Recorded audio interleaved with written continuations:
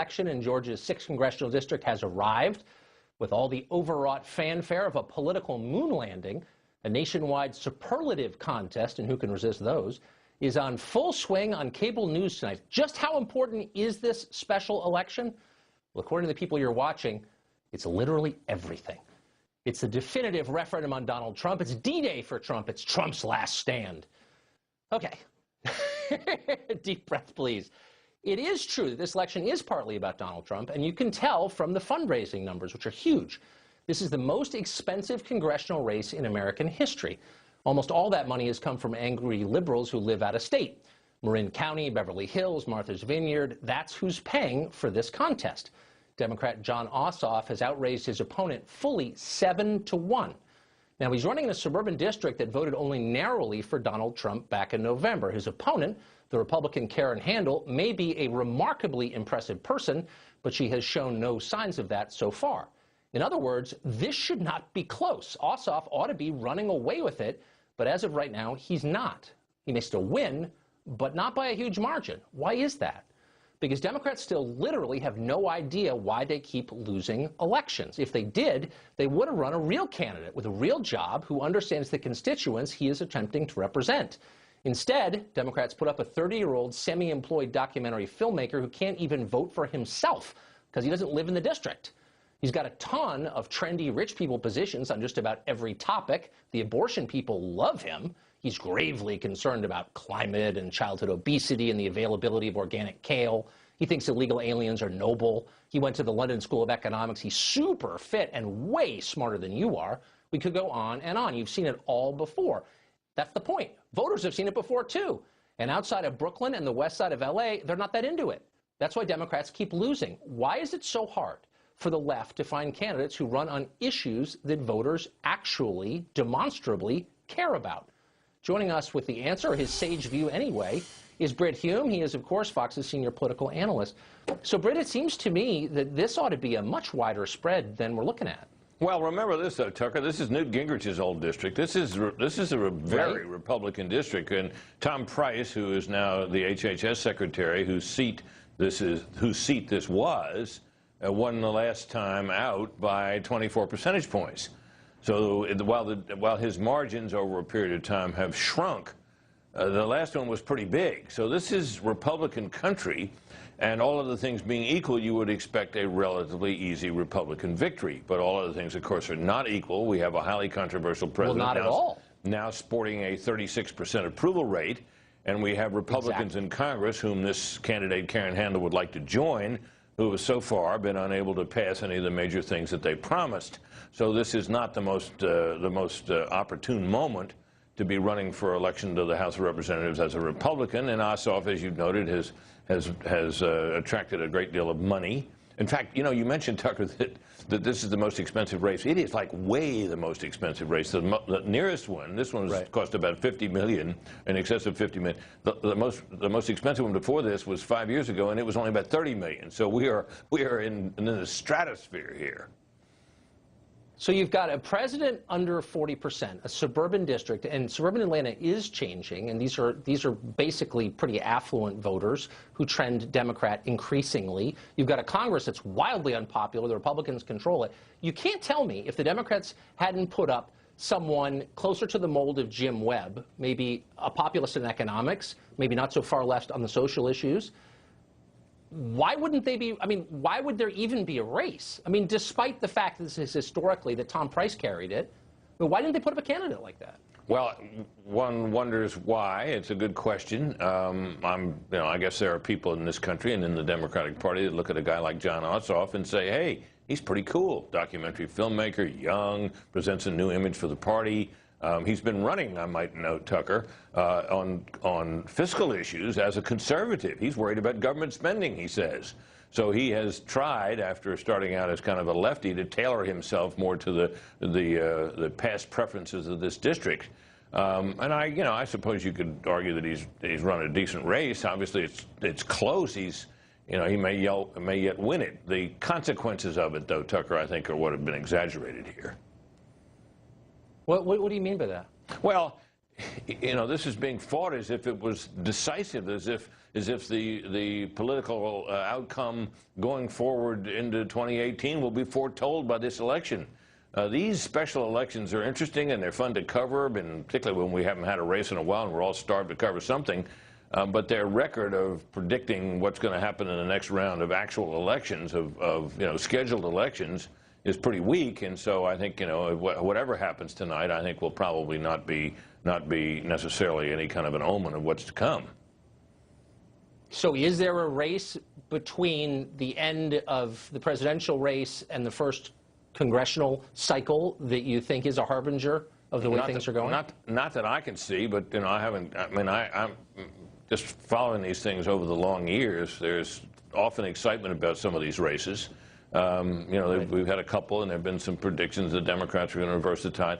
You know, Democrats kind of can't believe that their party's not really in the ascendancy because they look at Donald Trump and they think this man is an unthinkable president. How can anybody support him or his party? Of course, that's what they thought before the election. And, of course, they lost the election. They lost control of the Senate. But I still think they look out across the country and they say, who are these people? Why are they voting for these Republicans? And until they can answer that question in a way that makes any sense, I think they're going to have trouble recovering. I guess Ossoff has made a crack at it here, Tucker, by trying to pose as a fiscal conservative of some kind, but so far that's about it. If you speak to the middle class, you'll win. I mean, that's my read, but what do I know? Britt, thanks a lot for joining us tonight. You bet, Tucker. Brett Baer's coming on later with some early returns from the Georgia special election we'll be talking about. A Fox News alert for you. 3 days, 3 terror attacks in European capitals. Today, the attack took place in Brussels, Belgium, where a man detonated a small explosive and brandished an explosive vest before being shot by police. Jack Perrick is Brussels bureau chief for Feature Story News, and he joins us now with the latest on this story. Jack, what do you know?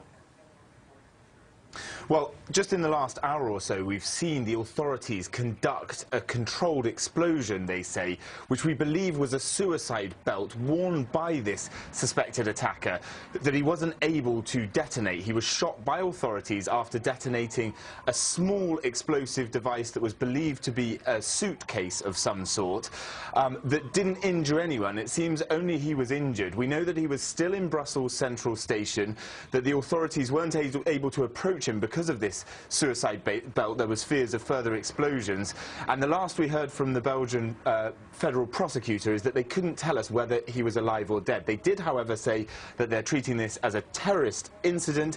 They also said that they don't know his identity yet, so we're unclear on his motives quite yet.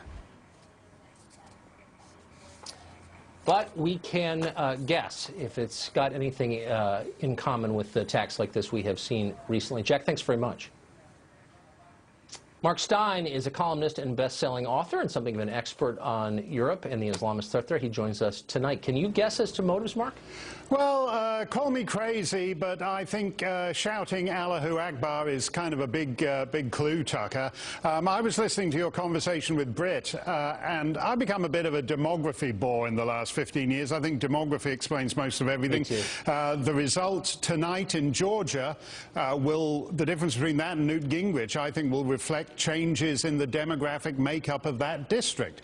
Likewise, what's happening in Brussels, as in Paris, as in other European cities, is a reflection of extraordinary demographic changes. Brussels is now 25% Muslim, and we think that is entirely normal. We think, oh, it's good to be multicultural. If someone would say suddenly that Riyadh, in the space of nothing flat, had become 25% Flemish, we would think that was very bizarre. But one-way multiculturalism, as we see in Brussels, is accepted as a feature of life. Well, that's the point. Why is it one way, and why is it always in the direction of the West? I don't ever hear calls to diversify Japan or South Korea. Why is that? Well, Japan has made a conscious decision. Japan has demographic problems. It's the oldest society on Earth right now.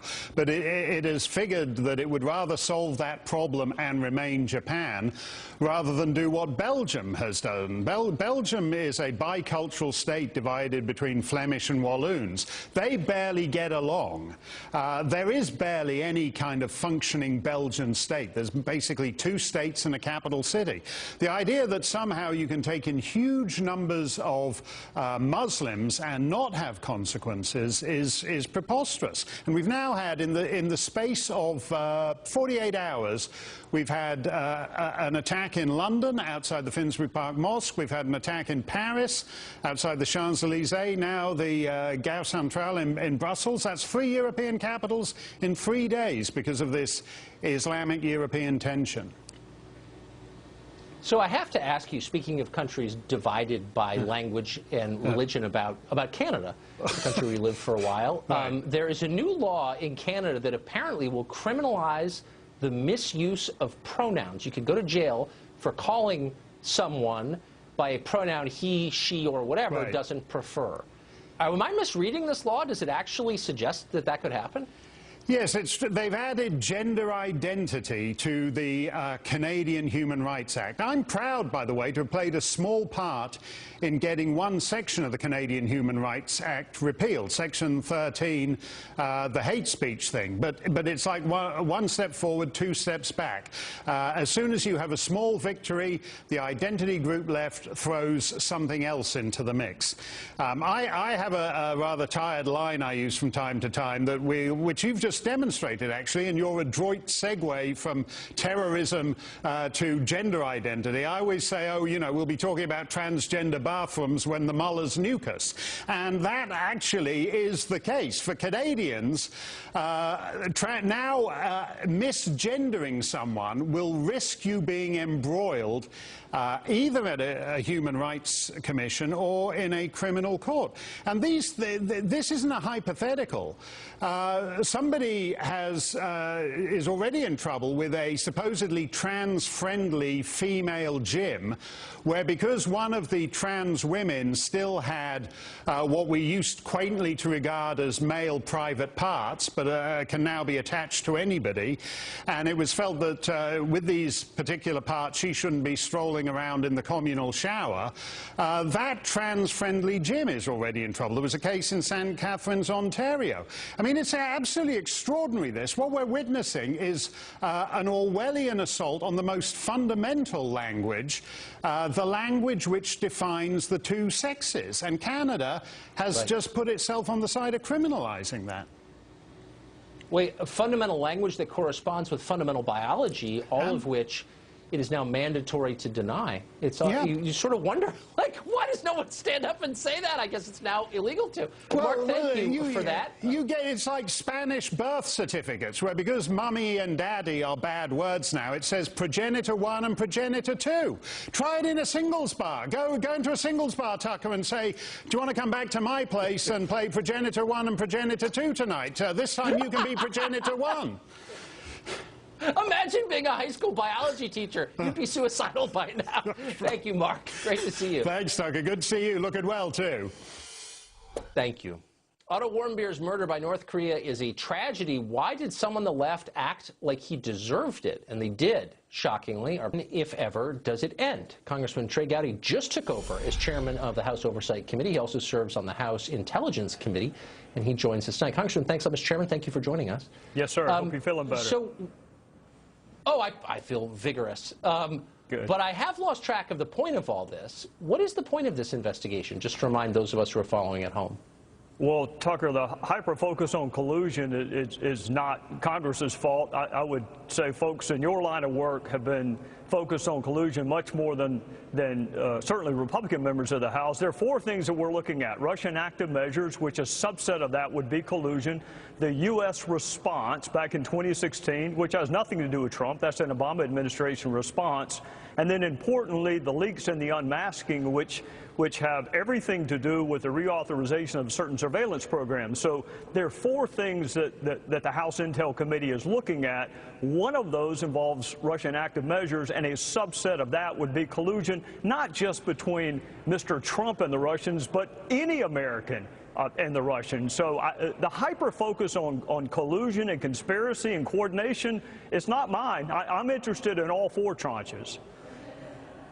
When will we know what happened? When will this wrap up, do you think?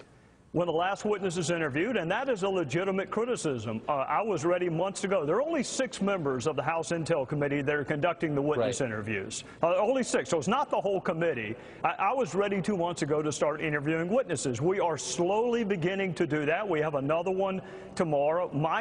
Our goal is to have this done in a perfect world before Labor Day. We've interviewed everyone, because keep in mind, if we don't interview every witness, then some skeptics are going to say the one witness you did not interview is the one that has all the knowledge. So you have to interview everyone, and then at the end you can discuss what evidence exists or does not exist.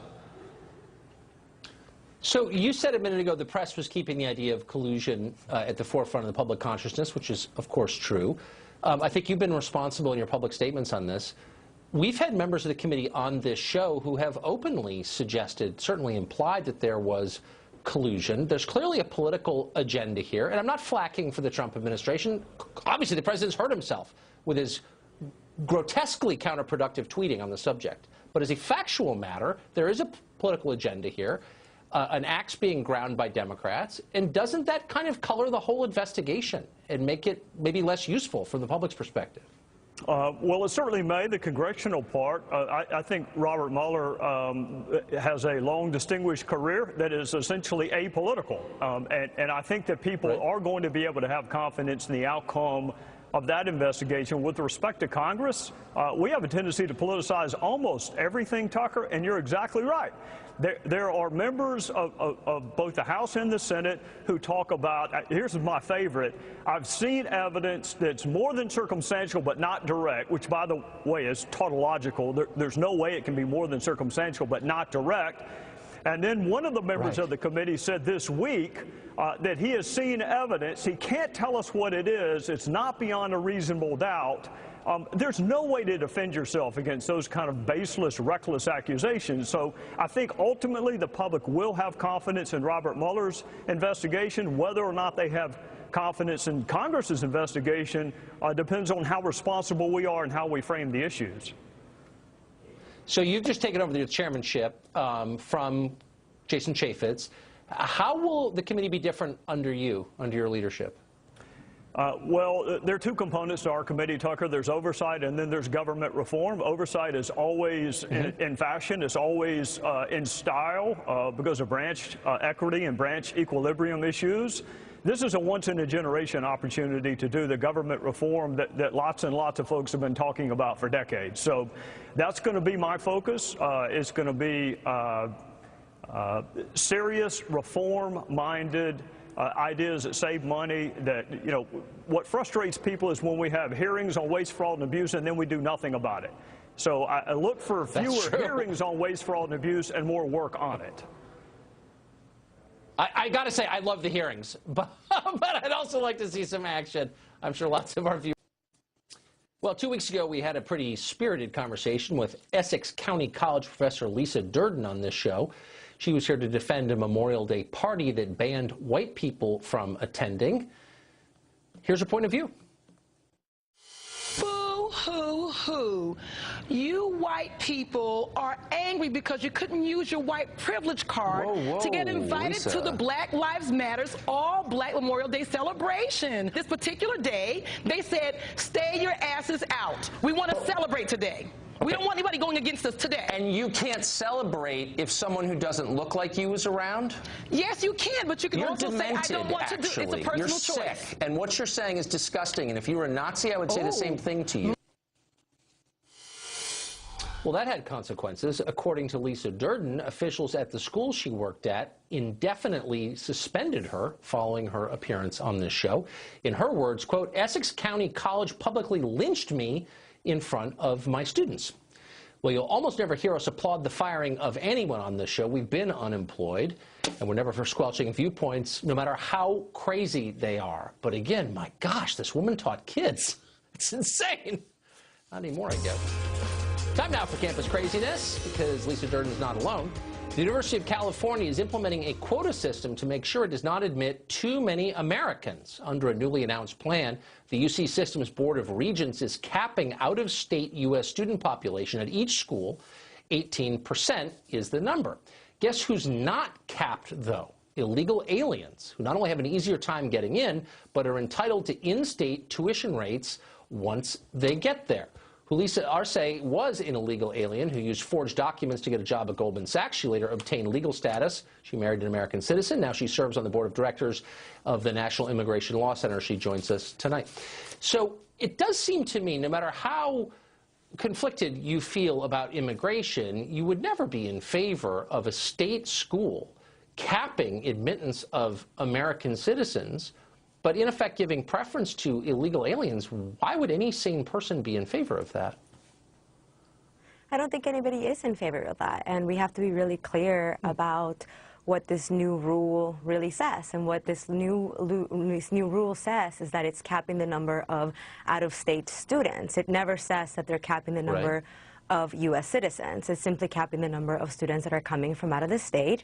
And frankly, rightly so, because the regents are tasked with the fiduciary responsibility to take actions that are in benefit of California residents. And what this audit that they did found is that universities were accepting a larger number of out-of-state residents and lowering the standards of admission for those residents, which was, of course, hurting California residents. So no one's in favor of capping U.S. citizens, but what this does is it caps the number of out-of-state students. Right, and that's common at a lot of different schools. University of North Carolina does that. I think Virginia does the same, under pressure from the legislature. But you still have a situation where American citizens are explicitly capped and illegal aliens are not. So, like, why wouldn't, as long as we're capping the percentage of a kind of person who can be at the school, why wouldn't you go ahead and give preference to Americans over people who are here illegally? Like, why wouldn't you think that way? I don't understand. Well, I think you're comparing apples to oranges, and that's where I think that's where maybe you lack the understanding for this, because you know, the students that are the undocumented students that can go to California schools are considered residents of California, and they've established residency by living in California for 3 years or longer. And they've established residence by graduating from a California residence, from a California high school, which means they are California residents. I get it, but since we're informing each other about the facts, California is not a country, it's a state. It's one of 50 of those. It's part of the United States. And people who are here illegally in one state are illegal in all states because they're not U.S. citizens. So again, isn't it fair for a state school, a government school, to put its own citizens first? Isn't that why we have governments, so they can look out for their citizens? Does this not make sense? Yeah. No, what you're saying does make sense, but I think that what we're missing here is that you're right that California is part of the United States, but as we know, and I think your viewers would agree, for the moment, states have certain rights, right? And states have the ability to pass laws in those states, and California passed AB 540, which is the law that allows undocumented students to attend public universities and pay in-state tuition. This law was passed in 2001 with overwhelming support. So in that sense, the residents of California have spoken, and they have said that it's in the best interest of California to let undocumented students pursue a higher education. Right, to give preference to people here illegally over American citizens. Can you think of another country that would do this? Does any other country do this? We're not talking about the United States. We're not talking about the United States, right? We're talking about a specific law. Talking about the biggest state in the country. Undocumented students. Right, and but let's not dodge the question, though. Can you think, because I think the philosophical underpinning of it really matters here. Government exists to serve citizens. There's a difference between a citizen and a non-citizen. Doesn't mean the non-citizen is bad, but it means he's not number one on the priority list for government by definition, or shouldn't be. So can you think of another place on planet Earth where a government would put the needs of a non-citizen before a citizen? Well, I can think of a scenario where the regents of the state of California have to act in the best interest of Californians. And that is what's happening in this case. If we come back up for a second, state universities exist to benefit the residents of each of those states, right? The University of Texas, where I went to school, was established to serve Texans. In California, the state universities are established for that. And by the way, these may I universities stop you because I figured out the rhetorical trick you're using. I'm a little so it took me a while. You're using the term resident, which is different from citizen. A resident is just someone who happens to be somewhere at a moment. I can be a resident of Buenos Aires on vacation. And to be completely clear about what I'm saying is that in order to be a resident in California, to pay in-state tuition at these institutions, you have to have lived in California for 3 years or more, and you have to have graduated from a California school. And by the way, the UC system is subsidized by taxpayers. Undocumented people in California pay $3 billion every year in taxes. So it makes sense and take that much more than that in services, as you know, which is I mean, if you want to have a math argument with me, I will win on that. I can promise you. But I want to have just very quickly a philosophical question. Do you think there is a meaningful difference between someone who's here illegally and someone who is a citizen? You call them, we're all residents here, but some residents can, I don't know, vote, own firearms, and some can't. That's a meaningful distinction. Do you acknowledge that distinction, or is it all just nonsense? Yeah, but that's not what we're talking about here, right? Like, I came on the show to talk about this law in California and whether it discriminates against U.S. citizens, which it's interesting. It doesn't. Right? Like, it doesn't discriminate against doesn't. It's like affirmative action. citizens. We're all winners, except some more than others. Right. I love it. Thank you so much for joining us. If we're talking about affirmative action, that's a completely I hope you'll come on thing. for that, because I'm sure you'll tell us we have people. Everybody wins. Okay. We got to go. Lena Dunham has some thoughts about Father's Day.